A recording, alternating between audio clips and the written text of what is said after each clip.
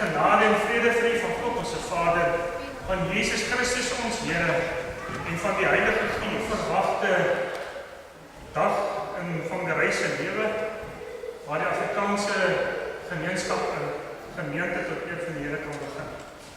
Ek wil net ook voor ek begin Dominus Rickert vanoggend gemeente ACK baie hartlik welkom hier. Dominus baie welkom hier vanoggend ons. Matteus hoofstuk 17 vanaf vers 1 tot en met vers 20. En die tema van die prediking is geloof wat berge versit.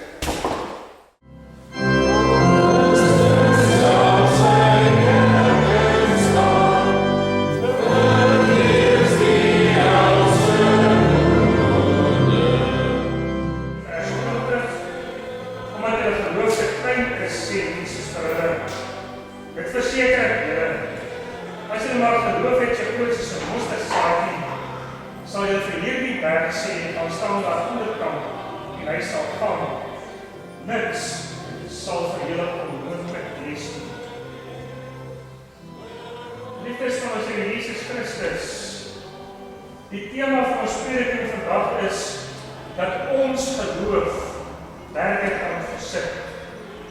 Of anders gesê dat ons geloof die onmoontlike kan moontlik maak.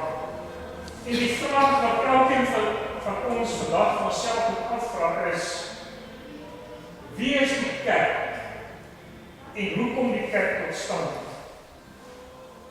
Hoekom werk en doen ons in die kerk wat ons doen?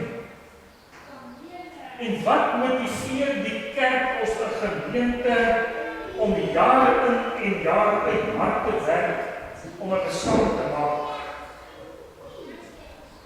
En daarom sê Jakobus in hoofstuk 2, geloof sonder werke is dood.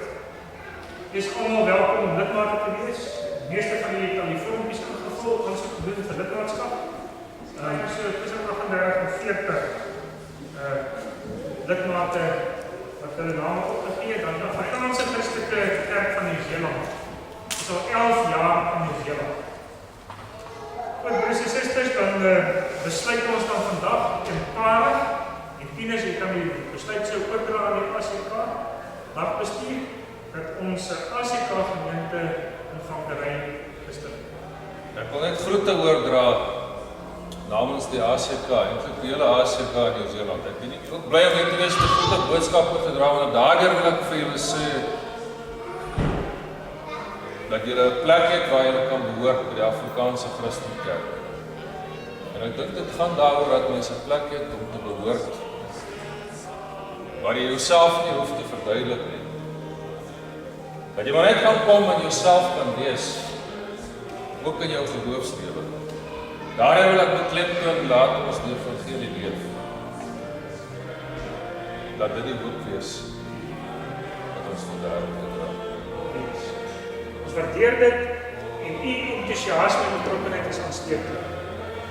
Ons gaan 'n lig wees wat in hierdie wêreld skyn en dat mense na die lig kom.